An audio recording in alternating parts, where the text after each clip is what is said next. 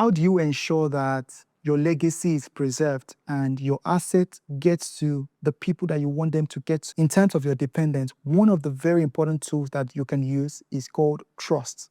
So trust is a financial vehicle of transferring your assets to your dependents.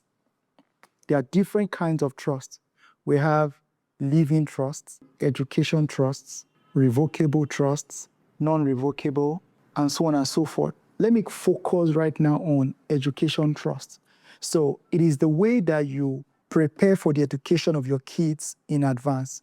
How do you start? So let's assume your child who is 5 years old now, you want her to attend Covenant University by the time she's 15 years. So how can you start to plan for that from now? Because the challenge is a lot of people don't plan for their future expenses. They just hope and believe that something miraculous will happen along the line. So how do you take yourself out of the pack of people that don't prepare and start to prepare for your future expenses?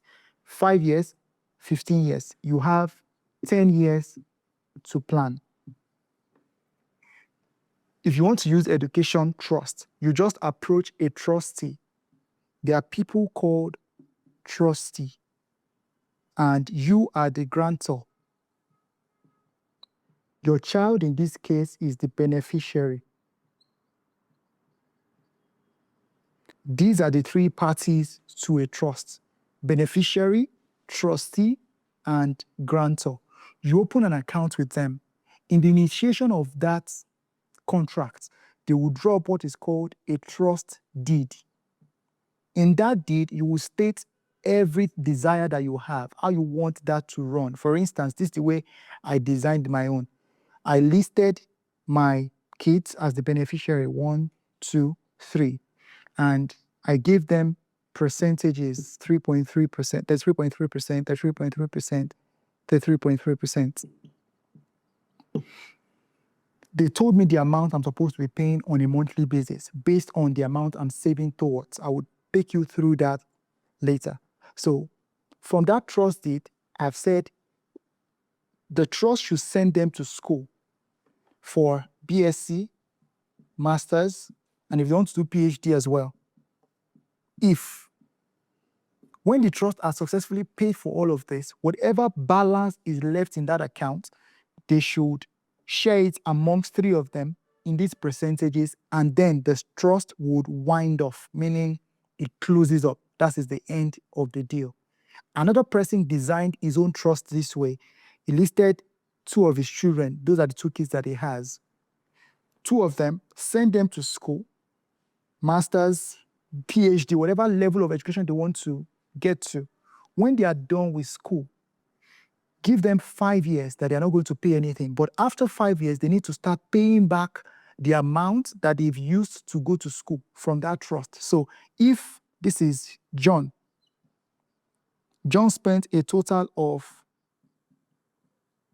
50 million to go to school, and Juliet spent a total of 70 million to go to school. Give them 5 years when they won't pay anything. After 5 years, they now start to repay back that money into the trust. Why are they repaying back into that trust bucket? Is so that there will always be funds in this bucket, such that when they also start giving birth, their own kids can also go to school from this trust. So what this person has done is he has established a bank within his family through trust. So that's the way education trust works. So how do you get started? The first thing is for you to find out the amount that you want to work towards. So in this example, you want your kids, you have a child, just one, and you want her to go to Covenant University. So you just look at it. How much is Covenant currently paying? You do a research. Let's say Covenant is currently paying 2 million per annum for science, and maybe 2.5 for engineering, and maybe another 2 million for arts. If you take an average of this, you can take an average of this, just round it up to like 2.5 million. That's what they are paying per annum.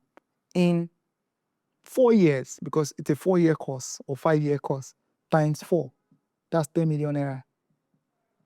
That is the money the person is going to be paying as school fees for the entire duration of that schooling. But don't forget, you are saving for 10 years. The person is not going to school now. He's still going to go to school. Your daughter is not going to school now. She's going to school in the next 10 years. And it's unlikely that the fees will remain 2.5 million in 10 years' time. For the purpose of planning, you now increase that fee by 10% every year. You call that inflation. So you factor in 10% every year into this. 10 million every year, 10% every year. In 10 years, that's 100%. It means in 10 years, it will be 20 million that your daughter would need to go to school. You now take this amount, go to a trustee, and let them know that you're trying to save for 20 million. You're trying to save 20 million over the next 10 years. They will do the mathematics and tell you what to pay on a monthly or annual basis so that you can eat that amount.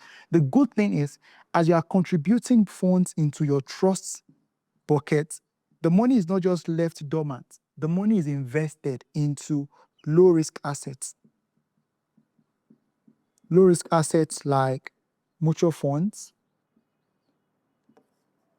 T-bills, government bond, and the rest of them to maximize returns for you.